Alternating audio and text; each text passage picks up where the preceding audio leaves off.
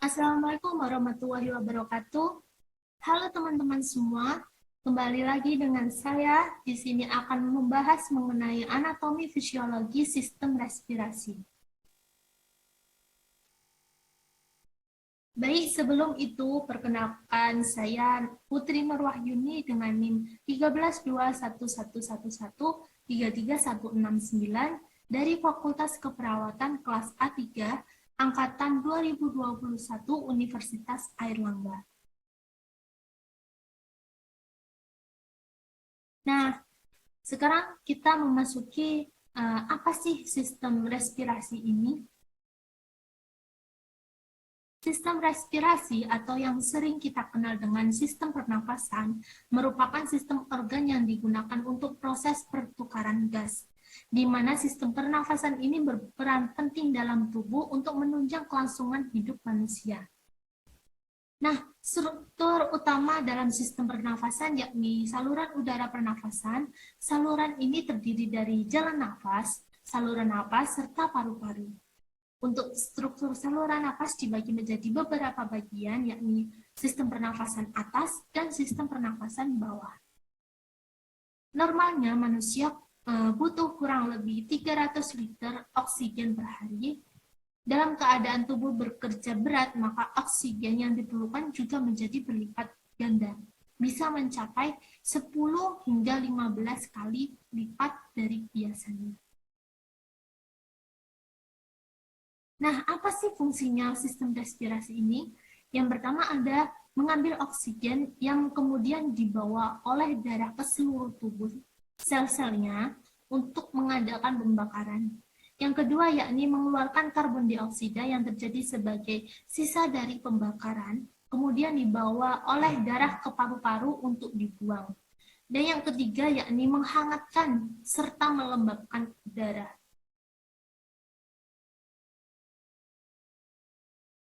Nah, inilah topik yang akan kita bahas kali ini. Yang pertama ada anatomi sistem respirasi, kedua ada fungsi fisiologi sistem respirasi, dan yang ketiga faktor yang mempengaruhi sistem respirasi. Nah, kita sudah memasuki bab anatomi fisiologi sistem respirasi. Untuk anatominya, respirasi ini bisa disebut dengan pernapasan, yakni proses penghirup udara bebas yang mengandung oksigen dan mengeluarkan udara yang mengandung karbon dioksida sebagai sisa oksidasi keluar dari tubuh. Berbagai macam organ dalam sistem respirasi ini ada sistem respirasi atas yang terdiri dari hidung, faring, dan laring, serta sistem pernafasan bawah yang terdiri dari trakea, bronkus, alveoli, dan paru-paru. Teman-teman bisa melihat penjelasan gambarnya di sebelah sini ya.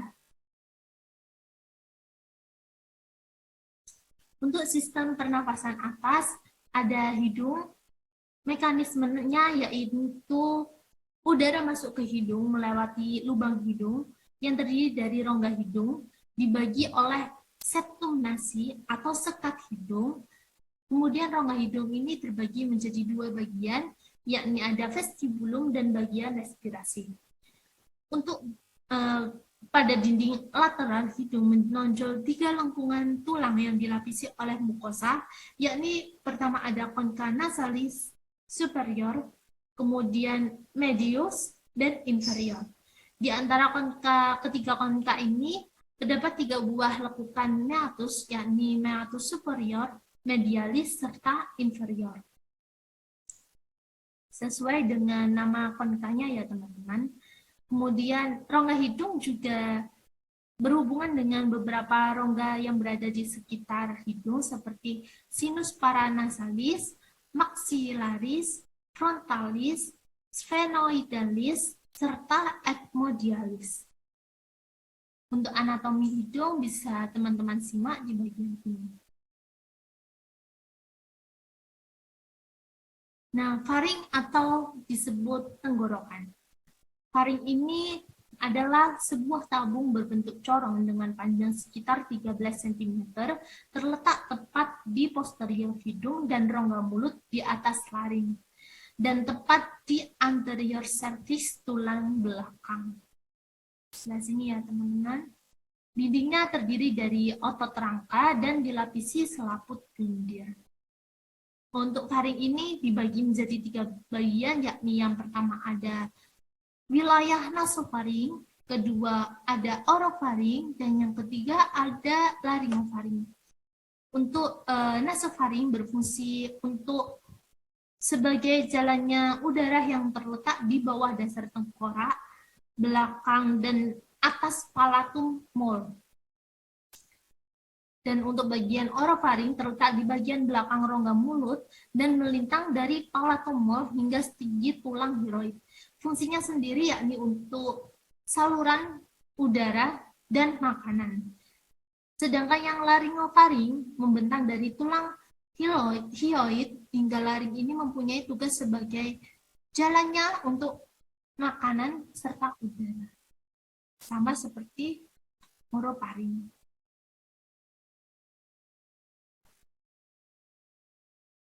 Kemudian masuk ke bagian laring. Laring sendiri merupakan pangkal tenggorokan berupa rangkaian cincin tulang rawan yang dihubungkan oleh otot-otot yang mengandung pita suara. Terletak di depan faring sampai ketinggian vertebra cervicalis dan masuk ke dalam trakea di bawahnya. Fungsinya yaitu untuk pembentukan suara. Nah, bagian laring ini ditutupi oleh epiglotis di sebelah sini. Kemudian terdiri dari tulang-tulang rawan yang berfungsi untuk menutupi laring pada waktu kita menelan makanan. Tulang rawan tersebut ada 5 bagian. Ada kartilagotiroid sejumlah 1 buah terletak di depan jakun. Pada pria biasanya sangat jelas. Terus kemudian ada kartilago aritianoid sejumlah 2 buah yang berbentuk dagger, dan yang ketiga ada kartilago cricoid sejumlah 1 buah yang berbentuk cincin, dan kartilago epiglottis jumlah 1 buah. Dan laring ini dilapisi oleh selaput lendir kecuali pita suara dan bagian epiglottis yang dilapisi oleh sel epitelum berlapis. Nah, untuk macam-macam kartilago ini ada kartilago besar yang tidak berpasangan dan kartilago kecil yang berpasangan. 3 kartilago besar yang berpasangan yakni ada circoid, kemudian yang kedua tiroid, yang ketiga ada epiglottis. Kemudian untuk kartilago kecil yang berpasangan yakni ada arytenoids, corniculates, cuneiform, dan sejumlah otot intrinsik. Kemudian kita masuk ke organ pernafasan bawah, yakni trakea. Trakea sendiri merupakan batang tenggorokan lanjutan dari laring, terbentuk oleh 16 hingga 20 cincin, yang terdiri dari tulang-tulang rawan. Panjangnya sendiri sekitar 9 hingga 11 cm, di belakang terdiri dari jaringan ikat yang dilapisi oleh otot polos. Untuk dinding-dinding trakea ini tersusun atas sel epitel bersilia yang menghasilkan lendir. Trakea sendiri juga terletak di depan saluran esofagus, mengalami percabangan di bagian ujung menuju ke paru-paru yang memisahkan trakea menjadi bronkus kiri dan kanan, atau kita kenal disebut karina. Untuk bagian bronkus merupakan percabangan trakea tadi antara kanan dan kiri atau disebut karina. Bronkus ini terbagi menjadi bronkus kanan kiri, di mana ada bronkus lobaris kanan terdiri dari 3 lobus dan yang kiri terdiri dari 2 lobus. Bronkus lobaris kanan terbagi menjadi 10 bronkus segmental dan bronkus lobaris kiri terbagi menjadi 9 bronkus segmental. Untuk organ percabangan dari bronkus yakni ada bronchiolus, bronchiolus terminalis, bronchiolus respiratory, ductus alveolar, dan saccus alveolar. Nah, kita sudah memasuki bagian alveoli. Paru-paru pada orang dewasa biasanya mempunyai sekitar 300 juta alveoli yang menyediakan permukaan sangat besar untuk pertukaran gas, oksigen, serta karbon dioksida. Alveoli ini berkumpul mengelilingi kantong alveolar yang bermuara ke dalam ruangan umum dan biasa disebut dengan atrium. Dinding pada alveoli ini merupakan lapisan tunggal sel epitel squamosa di atas membran basalis sangat tipis. Untuk permukaan luar alveoli sendiri dilapisi oleh kapiler pulmonalis.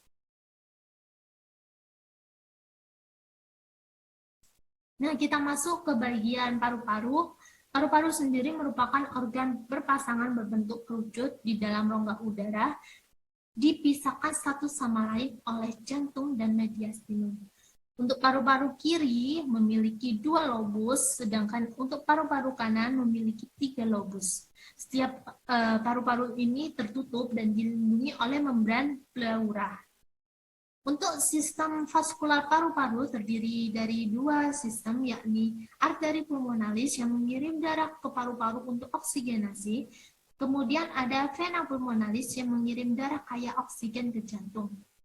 Jaringan paru-paru sendiri mendapatkan suplai darah dari arteri bronkialis dan dialiri oleh vena bronkialis juga pulmonalis.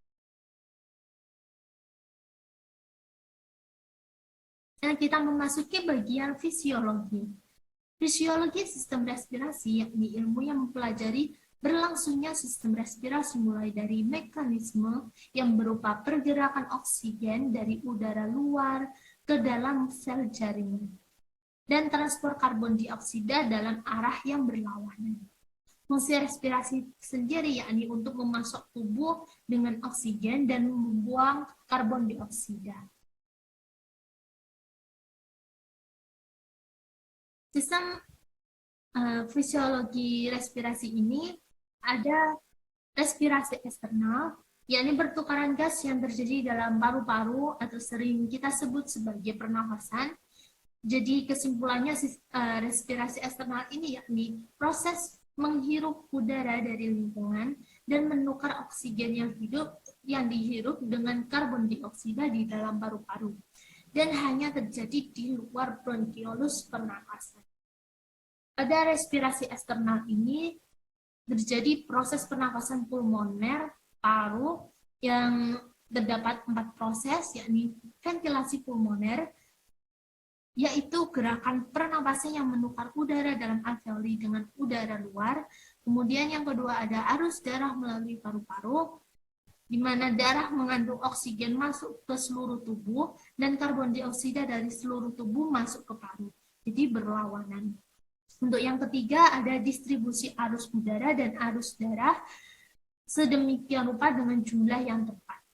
Kemudian yang keempat ada difusi gas yang menembus membran alveoli dan kapiler karbon dioksida lebih mudah berdifusi daripada oksigen tersebut.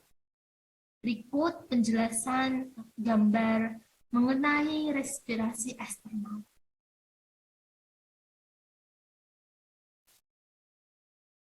Kemudian yang kedua ada respirasi internal, yakni proses pemecahan makanan untuk menghasilkan energi yang terjadi di dalam sel tubuh. Respirasi internal sendiri yakni termasuk proses secara kimia, sedangkan respirasi eksternal tadi termasuk proses secara anaerob. Respirasi internal ini yaitu respirasi sel yang kita kenal sebagai respirasi aerobik serta anaerobik, yang menggambarkan pertukaran oksigen dan karbon dioksida antara darah dan sel jaringan. Kemudian yang ketiga ada sel transport gas pernapasan, yakni ada 4 proses. Pertama ada ventilasi paru untuk mempertahankan ventilasi alveolar yang adekuat. Hal ini demi mencegah penumpukan CO2 di alveoli dan mencapai pasokan O2 yang konstan ke jaringan. Untuk difusi gas sendiri, yakni pergerakan molekul dari suatu daerah dengan konsentrasi yang lebih tinggi ke konsentrasi yang lebih rendah. Untuk transportasi gas terdiri dari 2 macam, yakni transport O2 dan CO2. Nanti akan dijelaskan di slide berikutnya. Dan untuk evolusi, yakni proses di mana darah deoksigenasi mengalir ke paru dan mengalami reoksigenasi atau dapat dikatakan sebagai sirkulasi darah di dalam pembuluh kapiler. Nah, kita membahas mengenai transportasi gas. Transportasi gas yakni gas pernapasan mengalami pertukaran di alveoli dan kapiler jaringan tubuh, di mana oksigen akan ditransfer dari paru-paru, alveoli, dan kapiler jaringan tubuh. Macamnya ada dua, yakni yang pertama ada transport O2, terdiri dari sistem paru dan sistem kardiovaskular. Kemudian proses ini tergantung pada jumlah oksigen yang masuk ya. Terus kemudian ada transport CO2, di mana karbon dioksida berdifusi ke dalam sel-sel darah merah dan dengan cepat dihidrasi menjadi asam karbonat atau H2CO3 akibat adanya anhidrasi karbonat. Ini adalah sistem proses transportasi gas, teman-teman. Nah, kita akan masuk ke mekanisme pernapasan inspirasi dan ekspirasi. Untuk mekanisme pernapasan inspirasi adalah proses menarik nafas, memasukkan udara pernapasan, di mana udara yang dimaksud adalah udara yang mengandung O2.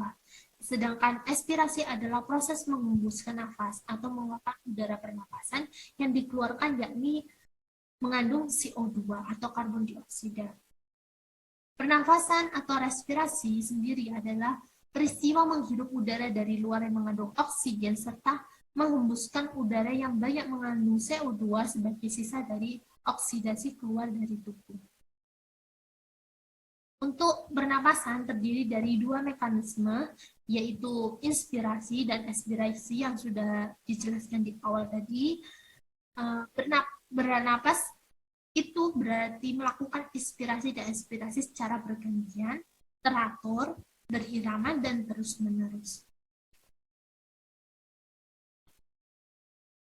Nah, berikut perbedaan antara proses inspirasi dan ekspirasi.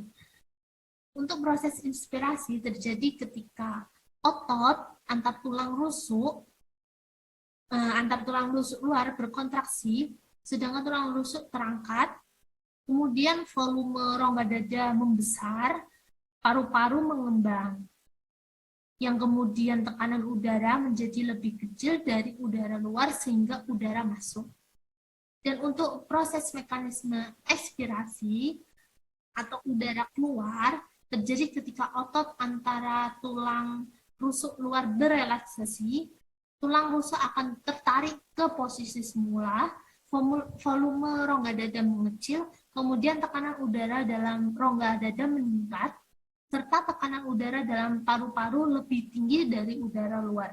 Akibatnya, udara tersebut bisa keluar atau kita hembuskan. Nah, sekarang kita memasuki faktor apa saja sih yang mempengaruhi sistem respirasi ini. Terdapat beberapa faktor yang mempengaruhi sistem respirasi. Yang pertama ada usia, karena semakin bertambahnya umur manusia, maka frekuensi bernapasnya akan semakin melambat. Hal ini disebabkan memang mulai berkurang sehingga oksigen yang dibutuhkan tidak terlalu banyak. Gitu. Lain halnya jika usia kita balita atau remaja, pada usia ini lebih membutuhkan oksigen lebih banyak daripada usia yang lebih dewasa. Kemudian untuk jenis kelamin, pada umumnya laki-laki memiliki frekuensi pernapasan yang lebih tinggi daripada perempuan, karena laki-laki lebih banyak daripada perempuan. Selain itu, laki-laki juga memiliki kapasitas paru-paru yang lebih besar dibandingkan kapasitas paru-paru pada wanita. Kemudian yang ketiga ada suhu tubuh. Pada saat suhu tubuh meningkat, maka laju pernapasan akan meningkat. Nah, misalnya ketika kita eh, terserang demam, maka nafas kita akan lebih cepat dibandingkan biasanya. Kemudian untuk aktivitas sehari-hari, yakni semakin banyak aktivitas yang kita lakukan, maka energi yang dibutuhkan juga semakin banyak. Selain itu, tubuh juga melakukan metabolisme semakin banyak. Jadi, oleh karena itu, laju pernapasan kita meningkat untuk memenuhi kebutuhan oksigen kita. Selanjutnya ada kondisi lingkungan. Ketinggian suatu tempat mempengaruhi frekuensi pernapasan. Yakni di mana semakin tinggi suatu tempat, semakin tinggi permukaan suatu tempat yang kita pijaki, maka akan terjadi penurunan tekanan, sehingga menyebabkan kadar oksigen dalam udara semakin sedikit seiring bertambahnya ketinggian tersebut. Nah, contohnya ketika kita mendaki gunung. Saat mencapai ketinggian tertentu, hal ini menyebabkan kita biasanya sulit untuk bernafas. Misalnya lebih dari 4.500 mdpl dapat menyebabkan mabuk udara, pusing, penglihatan kabur, melemahnya pendengaran, dan koordinasi otot, sehingga kita bisa kehilangan kesadaran karena ketinggian tersebut. Nah, berikut saya lampirkan daftar pustaka atau referensi yang saya ambil dari materi-materi tersebut. Nah, sekian penjelasan saya kali ini. Terima kasih sudah mendengarkan dan memperhatikan. Semoga bermanfaat. Jangan lupa untuk tekan tombol like, subscribe, dan nyalakan notifikasinya. Sekian dari saya. Wassalamualaikum warahmatullahi wabarakatuh. Salam sehat semua.